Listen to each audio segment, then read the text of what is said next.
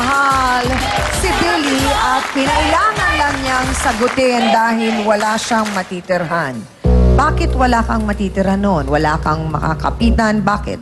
Actually po, sinubukan ko pong makipagsapalaran dito sa Manila kasi Saan ka galing? sa province po namin sa Nueva Ecija. Mhm. After ko pong makapag-graduate ng high school, nagpunta po ako dito. So mga ilang taong ka lang noon?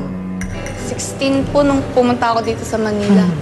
Tapos po, yun, nakilala ko si Billy. Joyce, nasaan ang mga magulang mo? Hindi ko na po alam. Bakit hindi mo alam? Bata pa lang po ako nung iniwan po kami nung magulang ko. Iniwan kayo. Bakit kayo iniwan? Actually, yung papa ko po, naghanap ng, para pong nagkaroon siya ng babae. Tapos after po nun, binigay po ako ng mama ko dun sa lolo ko po. Ilan ba kayong magkakapatid nga? 4 po. So kayong 4 iniwan? Hindi po, ako lang po yung binigay ng mama ko dun sa lolo ko. Bali po yung mga kapatid ko, hindi ko na rin po sila nakita. Hindi mo na rin alam kung nasaan sila. Opo. Kaya din po ako lumuwas na Maynila. Yung dahilan din po kung bakit ako lumuwas dito sa Manila para hanapin po yung mga kapatid ko. Oh. Napag-alaman ko, Joyce, na lahat ng nagiging karelasyon mo may edad sa'yo. Bakit? Siguro po hindi lang din po ako ganun. Kumbaga, ayoko po nung kaising edad ko or mas bata sa akin. Ilang taon ka na ba ngayon? 20 po. Ilang taon na si Neo? Ilang taon ka na, Neo? 29. Ha? 29. So, paano naman nangyaring naging malapit kayo sa isa't isa? Po kasi, nung umalis po kasi si Billy na nadestina po siya sa malayo. Bali, siniyon na lang din po yung araw-araw kong nakakasama. Halos kami lang po talaga yung magkasama sa loob ng bahay. Hindi mo ba naalala na siya ay kapatid ni Billy at parang lumalabas? Technically, dapat brother-in-law mo siya. Opo. Nung una po, pinipigilan ko po kasi alam kong mali. Pero may nararamdaman ka na para sa kanya. Hindi naman po nung una agad na ganun. Kumbaga nung umalis na siya, tapos kami na lang dalawa na... Nag-bonding daw kayo. Ano yun? Yung... Ano yung bonding na yun? Sinungaling talaga kayo. Bakit ginawa niyo sa akin to? Billy. Utang na loob, Billy. Kayo ba ni Neo ngayon? Opo. Mahal mo si Neo? Opo. Ang tanong, mahal ka ba kaya ni Neo? Hindi ko.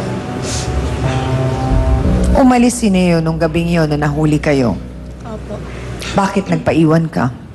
Kung talagang mahal mo siya. Nung una po kasi wala akong magawa. Piniiwan po ako ni Billy. Tapos, after po nun, bali mga halos 1 linggo lang po, nakapag-isip-isip din po ako na hindi ko po talaga mahal si Billy. Tapos kung magsasama po kami ng mas matagal, mas lalo lang din po siyang masasaktan. Hindi kaya ang parang nararamdaman mo lang, Joyce, kay Neo ay parang baka puppy love or sweet love, pero hindi ka naman niya kayang sigurong buhayin o manindigan. Nakikita mo ba yun sa kanya? Nagsusumikap naman po siya eh. Nagsasama na kayo ngayon? Hindi po. Actually po, umuwi-uwi din po ako sa tita ko. Pero nung pinaalis siya, sumunod ka? Or nung umalis siya, nung gabing nahuli kayo, sumunod ka ba? Hinanap mo ba siya? Hindi po. After 1 week po nung sumunod po ako sa kanya. Bakit ka sumunod? Yun nga po na na-realize ko na mahal ko talaga siya. Na mahal mo siya? Opo. Talaga? Tinanong mo ba si Neo kung mahal ka niya? Hindi po. Neo, mahal mo ba Opo, mahal ko po. si Joyce? Opo, mahal ko po. Okay. Yung mga naibigay ng kuya mo, kaya mong ibigay yun? Kay Joyce, yung mga pangangailangan, sa trabaho, sa pagsuporta? Opo, kaya kong ibigay po yung lahat na bagay na yun. Dahil mahal na mahal ko siya eh. Mahal mo siya. May kilala kang Jenaline? Meron po. Sino si Jenaline? Girlfriend ko po. Oh. Kanina tinanong kita, walang girlfriend. Meron po, girlfriend. Ako ba niloloko niyo o niloloko niyo yung sarili niyo? Hindi ko lang na-misplace lang po ako. Ah? Na-misplace lang po ako yun. Bakit? Nandito lang naman ako. Paano nangyaring na-misplace ako? Naano lang po ako yun. Ha? Pero girlfriend po ako. May girlfriend ka. Sabi niya kanina wala, di ba? May girlfriend ka ba o wala? Meron po. Sino ang girlfriend mo? Ginalyn Angeles po. Jenaline. Doon ka ba tumakbo nung pinaalis ka ng kuya mo? Opo, doon po ako tumakbo kasi wala pa akong perang Ah. pambayad sa boarding house.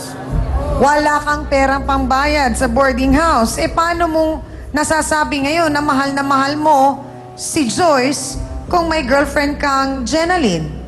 Sino ba yung Jenaline na yon?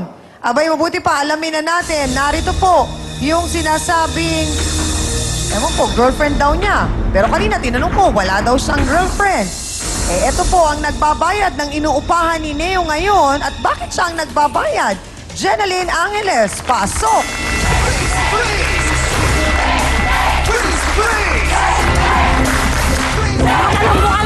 Sandali lang! Jenaline! Sino ka sa buhay ni Neo? Sandali lang! Sino ka sa buhay ni Neo? Girlfriend po niya. Girlfriend. Kailan pa kayo? Nung ano po, April 16 po, Anong taon? 2011. Last year pa. Ganon na katagal. So, ibig sabihin, nauna ka bago si Joyce? Or pinagsabay mo, Neo? Hindi po kasi yung time na yun na kakilala ko sa friend lang muna kami po. Yung May 2010, kaibigan pa lang po kami yung time na yun. Aha, tapos? Hindi ko rin po siya, hindi ko po binanggit sa kanya na girlfriend ko siya, ano. Girlfriend ko po siya.